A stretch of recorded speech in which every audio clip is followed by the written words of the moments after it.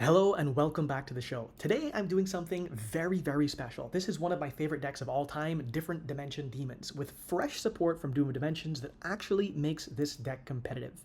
Now it is a challenge to boil DDD down into an introductory video, but I will do my best with my regular founding principles of talking about the game plan. If you are new to my channel, I tend to stay away from combos and spreadsheets because that type of content is everywhere on YouTube and does not give you a fundamental understanding of how the game works. Instead, I focus on deck theory and game plan. What is the game plan? What are the fundamental mechanics or gimmicks that an archetype revolves around that make it good? So in this video, I'll do that in 3 stages. Firstly, a brief overview of the game plan. What is the point of DDD? What makes it good? How does it function to achieve its game plan? Secondly, a brief overview of just the most important cards in the archetype, especially the newer ones that have just come out in Doom of Dimensions. And finally, I will show you 2 different combos. One of them to teach you an understanding of how the deck works, a combo that explains why you would sequence things the way that you do, and secondly, another combo that I found from another YouTuber who I'll reference then that gives you a better idea of the scope of DDD, how you can easily modify your combo by playing lots of other cards that are not technically necessary but do complement the game plan in very solid ways. Okay, so let's get started with the game plan. So DDD is a very interesting deck in that it has all the different types of summoning conditions or mechanics you typically think of. There are XYZ cards, there are Fusion, Synchro, Pendulum, Link, etc. Now, this deck, in my opinion, still has its heart and soul in DDD Abyss King Gilgamesh. This card is a phenomenal card. Many decks can be good decks, but very few decks have truly phenomenal cards in them. This card is one of those phenomenal cards. This card says it requires 2 DD monsters to be link summoned, and if it is special summoned, you can activate this effect. You cannot special summon monsters for the rest of the turn except DD monsters. Also, place 2 DD pendulum monsters with different names from your deck in your pendulum zones, and if you do, take 1,000 damage. This is phenomenal because you get to basically choose for free from your deck whichever cards you want, like DDD, Oblivion King, Abyss, Ragnarok, to place into your Pendulum Scale, and then whatever else for your combo. So this card is usually the card that allows you access to the rest of your deck. And fortunately, with the new support, we now have very reliable ways to either get to the base combo, to continue playing after the base combo has been interacted with, or do other types of things that we couldn't previously do before. So for example, the DDD Sky King Zeus Ragnarok is a like 3, so this is like the big brother of DDD Abyss King Gilgamesh, and this guy says you can target a DD or Dark Contract card you control, destroy it. Also, during your main phase this turn, you can conduct an additional Pendulum Summon of DD monsters. This is a great effect because obviously you would love to have an additional Pendulum Summon. That means you can play through more interactions, or if you're already being able to play, then your ceiling goes even higher. So that's great. You don't want cards that just give you ceiling at the cost of reliability. You want cards that are always a good part of your gameplay, no matter what your opponent is doing. So that's great. We also have a generic searcher. This guy searches for a DD card. He's a rank 4, so it's a good other option to have. We have DDD First King Clovis, which is basically a monster reborn, but he's special because he's a level 6, which means that you have more pathways to go into the Wave Hiking Caesar, which obviously is popularized through Fiendsmith, but this is really a DDD card. So this deck is trying to, through Abyss King Gilgamesh, gain access to the entire rest of its engine to place powerful boss monsters onto the field, like DDD Divisor King Deus Machinex. This guy has a very interesting type of interaction. So he says that once per chain, when a monster card your opponent controls activates its effect, quick effect, you can detach 2 materials from this card or destroy 1 Dark Contract card you control, and if you do, attach that opponent's card to this card as material. So you actually get to take their body and make it into a material. So it's one of the strongest types of interaction, basically stronger than everything besides a face down banish. But you also have a toolbox of other monsters, like the Siegfried, which is a spell trap negate. You also have very weird cards like the DDD Duo Dawn King Kali Yuga. Now this one I think is more of a flex spot, but it does have an interesting effect where after this card is XYZ summoned for the rest of this turn, other cards and their effects cannot be activated on the field, and other cards' effects on the field are negated. This basically works kind of like the Calamity card, the Calamity Synchro card that was banned. Then you have also like weird cards like the DDD Flame Hiking Genghis, which is a spell trap card negate, but only if it's your turn, but he's also a monster reborn.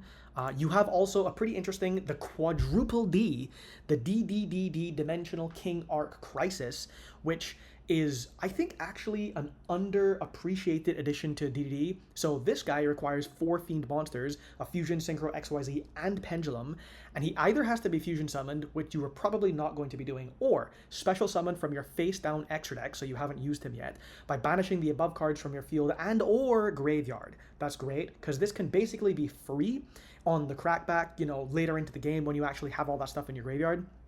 You can special summon him only once per turn this way, and no matter what method you use. So if this guy is special summoned, you can negate the effects of all face-up monsters your opponent currently controls. He can attack all your opponent's monsters once each, and if he is destroyed, you can place him in the Pendulum Zone. So this is cool because he's 4k, so he can clear the board after negating all your opponent's monsters. I think he's a pretty solid addition to the deck, but he's not going to be a part of your standard combos. This is really as you're continuing to play the deck.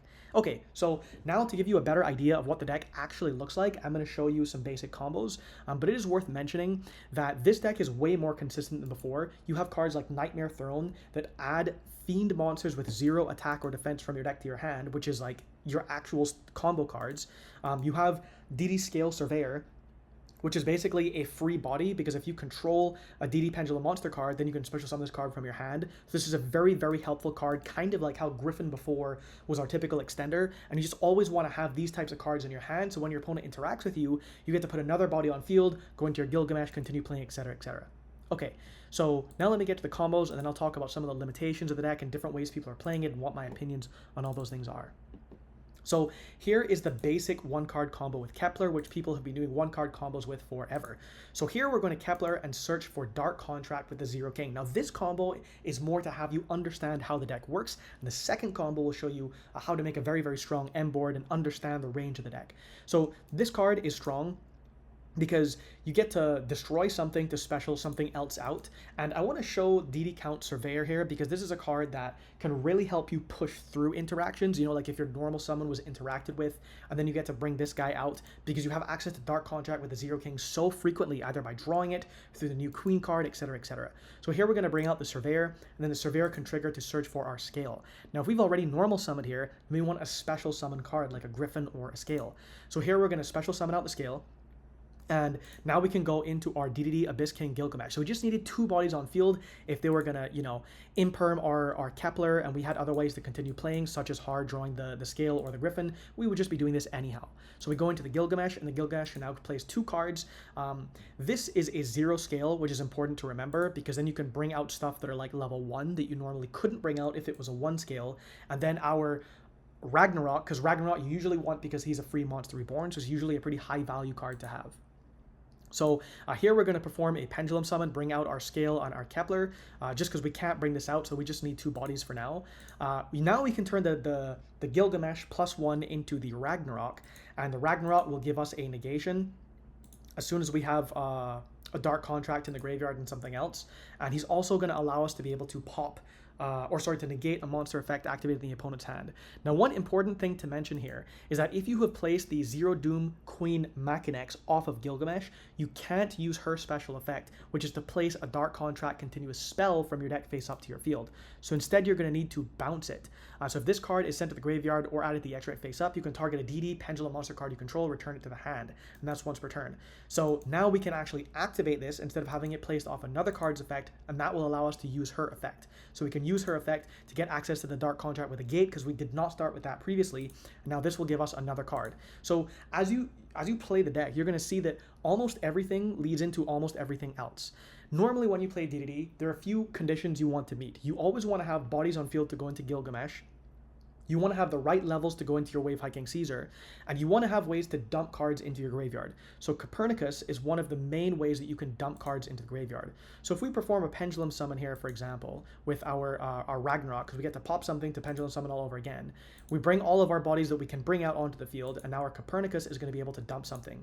So here we're going to dump the Lance Soldier. This is one of the new most important cards in the deck, and this unfortunately is not super great to draw, although it does combo with lots of other things. So if you do have certain other cards in your hand, it does work well. You can Pendulum Summon, etc., etc. But this card is cool because you can pop a Dark Contract to bring itself out. It's a tuner, and it also gives you some level modulation, so it makes it easier to go into all your different types of monsters. So now we can go into the DDD First King Clovis, but the Lance Soldier is banished when it leaves the field if it brought itself out of the graveyard by its own effect. Now, the Clovis is an interesting card because this is a reborn that can reborn a banished monster, or if a Dark Contract card is on the field, you can reborn a monster from your grave instead. But in many cases, you actually want to bring the Lance Soldier back, either because you need it for this particular combo or because you want it back in rotation in general. So here the Clovis is going to bring back the Lance Soldier. And in this particular combo, I'm going to turn the 6 and the 2 into the Cursed King Siegfried for your spell and trap negate. And this is like the red hot type spell trap negate. So it's you target the face up spell or trap on the field and then you negate it. So now we can use our Ragnarok to bring back our Lance Soldier. And the Lance Soldier can use its level modulation effect to make itself a 4. So now we can turn our 2 4s into a rank 4. Here, I'm just showing that you can make Wave King Caesar if you want, the baby Wave King Caesar. But you also could make, for example, the Wise King Solomon based on what it is that you're trying to do. So if you were making Wise King Solomon, you would make that, you would search whatever. And then in either case, you could make your Marksman King Tell, which is your other way to dump stuff into the graveyard. So now we're going to turn basically the dead Kepler and the Tell, the Marksman King Tell, into DDD Abyss King Gilgamesh, because we're going to use it as a body to summon our Divisor King Deus Machinex later. But anyhow, the main thing that we want to achieve now with Marksman King Tell is we want to dump the Necro Slime. So always keep in mind when you're playing this deck that there are basically 2 dumps you always want to achieve. You want to dump the Lance Soldier and you want to dump the Necro Slime, because this allows you to fusion basically for free using materials from the grave, and this is also basically free and that it can come out from the graveyard. So both of these facilitate continuing your plays or playing through interactions. And so that's why dumping off the Copernicus and then dumping off the Marksman King Tell is not redundant. You want both of them to happen, or if one is interrupted, then the other one can fill the gap that the other one was trying to achieve. So here we can banish our Necro Slime and a blank card to bring out our DDD Flame King Genghis. And now we just need a way to trigger the Genghis. So usually the easiest way to do this, if you don't want to think too much, is you're saving the summon for the Deus, the King Deus Machinex, because you're basically just overlaying this on a DDD monster to be able to trigger your Ragnarok, or in this case, the Flame King Genghis. So now the Flame King Genghis could bring out something like a Clovis, and now we have 2 6s on the field so that we can go into our Wave High King Caesar. So the point of this combo is not to say this is the best combo you can do in DDD. The point of this combo is to show you that whatever you start with, your basic 1-card starters or whatever, you are trying always to dump your Lance Soldier, to dump your Necro Slime, and to use those cards to advance your game state. You want to have things like Ragnarok on field to give you an extra Monster Reborn. You want to go into the Ragnarok to give you a second Pendulum Summon, or if you were interacted with before, that your second Pendulum Summon will give you what the first one was trying to. And then you are eventually setting up a board where this gives you a Monster Negate because you have the required stuff in the graveyard. You have a Lance Soldier that can come back on the next turn. You know, you have your double summon negations here. You have your suck from the King Deus Machinex. And then whatever else you drew is going to be on top of all of this, and you still have your Pendulum Scales for the follow-up. Now let me show you a different combo that I found off of another YouTuber who I'll put his name in the comments below. I think it was Different Dimension Dreamer. I actually would like to do a collab with him, so if anyone knows him, I would definitely, you know, slide into the DMs on Discord or something. So anyhow, this combo is from that guy, and this is to show you how you can really switch up your combos with exactly the same starting cards you would normally have. So in this case, we have DDD Zero Doom Queen Machinex, which is basically like a 1-card starter. We also have an extender in DD Griffin, which is one of the best support cards DD ever got. So we're going to start by activating the Doom Queen, and she's going to give us access immediately to Dark Contract with the Zero King. And then Dark Contract can pop her and bring out our Kepler. So just as before, we're going to use the Kepler, but this time we haven't used our normal summon yet. Now here the Kepler will go for the Dark Contract because we did with the gate because we didn't start with that one. And this one can give us access to our Copernicus. Now one thing that I'm not sure about, that I don't know if you should be playing Copernicus at 1 or 2 or 3, because this isn't like the best 1-card starter in the world. It's not really like a true 1-card starter. You always want something else with this, whereas the Kepler feels like a better card to start with. But normally, if you have any other extender in your hand, we have more of them now. Like the Griffin, the new scale, this can basically be an extender. It's like a starter extender. I feel like having more access to Copernicus might not be a bad thing. But anyhow, I'm playing it at 1 for now. So the Copernicus is going to dump our Lance Soldier. Remember, we always want to dump the Lance Soldier and the Necro Slime. So here we're dumping the Lance Soldier, which I'm giving priority to. Now we're going to summon out the Griffin. And that will allow us to go into a rank 4, the new Wise King Solomon, and here we get a search off of that. So we're going to go for the Scale Surveyor. So we've used one of our hard extenders in the Griffin, and now we have another hard extender in the Scale Surveyor. So these cards are very, very useful for playing through interactions. So now we go for the Marksman King Tell, because remember, this guy you can always overlay on top of the other guys, and you just want him to go into the graveyard, because we didn't dump the Necro Slime yet, we only dumped the Lance Soldier. So now when we finally make our Gilgamesh, we're going to be able to go Chainlink 1, Chainlink 2, so the Gilgamesh is going to place our 2 scales, and the King Tell is going to be able to dump something else. So the King Tell is going to dump the Necro Slime. Now that allows us to go into our rank 6 play later on. So the Lance Soldier that we haven't used yet, we can now pop our Contract with the Gate to bring itself out. And here you can go into the King Zeus Ragnarok. Remember, this is the guy that allows you to Pendulum Summon another time. Here we're going to use the Necro Slime in the graveyard, banish itself and the whatever blank to bring out your Flame King Genghis, because we're trying to go into the Wave Hiking Caesar at some point. Now we bring out the Scale Surveyor. This is our other extender that we've searched in this combo, and that allows us to trigger the Flame King Genghis. We're also going to make this a level 4, so the Flame King Genghis is going to bring out the Griffin, and now we have 2 4s on field again. The Griffin, when you bring the Griffin out from the graveyard, you get to search, and there are other cards you can search for. In this particular combo, we're going to be bringing out the Doom Queen Machinex, and you'll see why in a moment. But you don't have to search this. There are lots of other things that you can go for instead off the Griffin. So here we go into the Wave King Caesar, which you typically use because you want to search for another Dark Contract card. Now we're going to pop that off the King Zeus Ragnarok, so we can trigger that, and here we're also with the Surveyor. When it gets sent, we can bounce something, and we're going to bounce the Orthos, because you can't just pick up a Pendulum Scale. If you want to free space, you have to bounce it in some way. So we're going to bounce the Orthos, and we're going to search off of the Wave King Caesar for Dark Contract with the Witch. So this one I don't think is worth maining. I'll talk about this more in the deck profile afterwards, but this is a Dark Contract card, which means you can search it off of the baby Wave King. And this one says, you can send a DD or Dark Contract card from your hand to the graveyard, target 1 card on the field, destroy it. You can use the effect once per turn, and all Fiend-type monsters you control gain 1,000 attack during your opponent's turn during your opponent's turn only, sorry. So this is like a cool card because it's one of those cards that gives you another layer, and it's very hard for your opponent to interact with it. I probably would not main this. Maybe it could go in the side deck, though. So now the Ragnarok, because we've summoned a body out in the Doom Queen, can bring out our Scale Surveyor, and then we can bring out the Orthos because we took damage, and Orthos has a when effect where when we take damage, we can special it out. So now we have a 4 and a 2 on field, and we can turn those into the Clovis because he is a 6. And now the Clovis can reborn another card from the banished or the graveyard, and he's going to bring back out the Lance Soldier, which we always want to keep in rotation. Because we have 2 6s, we can make the Wave Hiking Caesar. We still have the Lance Soldier on field. Now we can scale the Doom Queen Machinex, and then actually Pendulum Summon the Orthos and the Scale Surveyor back onto the field. So now we can take 2 of those bodies and turn them into the Super Doom King Bright Armageddon. Now, this card I don't actually really like, and I think that this card maybe is more of like a meta call rather than core to the game plan. But this card says your opponent cannot target monsters you control with card effects. That's basically the important part.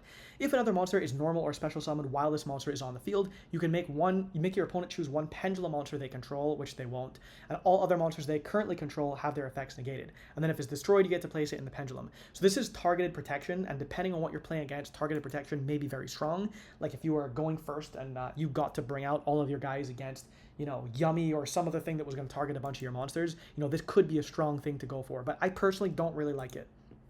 Now you can turn the other 2 bodies, the Orthos and I think it was the Scale Surveyor that went up to a 4, into your Cursed King Secret, because this is an 8. And now, because we didn't Pendulum Summon until just now, we can use our second Pendulum Summon off the Sky King Zeus Ragnarok to bring back out the Orthos and the Scale Surveyor. And then those can go into the Gilgamesh so that we can overlay the Divisor King Deus Machinex on top of him. So that's basically how it becomes free. So now when you go to look at your end board, you're going to see that you have whatever blank you searched off the baby Wave King. You're going to have the Divisor King Deus Machinex that you always have. In the new DDD, you're probably always going to have the Sky King Zeus Ragnarok 2, unless you're super down bad and you have no other way to bring out the Divisor King Deus Machinex. In this case, you have the Bright Armageddon for the targeting protection, you have your Spell Trap Negate, you have your Summon Negate, and then you have your blank Dark Contract that you searched, which is possibly something like Dark Contract with a Witch for your pop. So yeah, that just gives you another idea of things that you can do with this deck.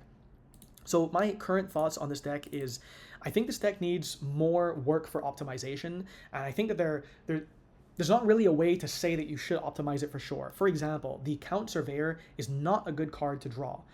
You can use it depending on what you've drawn. It's more like a card that gives you access to easier plays as a combo piece if you happen to play it. And that's the same with lots of other types of cards. Like, you don't actually have to play Orthros, but as you just saw in that previous combo, Orthros does facilitate much higher ceiling if you're going for very specific types of boards. So I feel like you don't have to play Count Surveyor, and you could try to cut as many bricks as possible from your deck, but the rules of thumb that I would say is you should play the most broken possible layered cards like DDD Headhunt. So this card is crazy. This card says if you control a DDD monster, target a face-up monster your opponent controls, take control of it until the end phase of the next turn, but its effects are negated, it cannot declare an attack, and also, if it is a monster special summon from the extra deck, it is treated as a DDD monster. Now this is cool because when you treat it as a DDD monster, that means you can do other cool things, like you can overlay the King Deus Machinex and stuff like that on top of it, and then you basically have it permanently, and you've stolen that from your opponent. So I feel like you should have one of these cards in your main deck, just like how, you know, Ryziel used to play Ryziel Whole before people figured out how to mix it with other decks, and lots of decks usually will have like one ceiling spell trap card. I think that when you are playing both the Lance Soldier and the Necro Slime, it makes it feel worse to have other combo pieces in the deck, and so you don't have to play cards like Surveyor. But when you look at the rest of this list, I feel like it's relatively streamlined. Like, maybe you would take out the Surveyor for another Copernicus. You could argue for a Savant Thomas. You could argue for Dark Contract with the Swamp King, because you can play through more stuff with cards like this, but it doesn't start everything on your own. So right now, I would say, you know, most of the extra deck is probably mandatory. Maybe not 3 Gilgamesh, though it is nice to have 3. But basically everything in here, besides maybe the Flame Hiking Genghis, doesn't come up as often as it used to. The Dawn King Kali Yuga doesn't come up super often, so you don't have to play those cards. But I do feel like it is worth playing the new quadruple D Dimensional King Art Crisis. So this is my current thoughts on DDD. If I can do a collab with some other YouTubers on this, I would love to do that and do like a more interview style, in-depth stuff on the channel. I may do a follow-up video to this myself as well. Anyhow, thanks for watching. If you have any questions, leave them in the comments below. If you want to join the Discord, feel free to do so. Thank you for watching.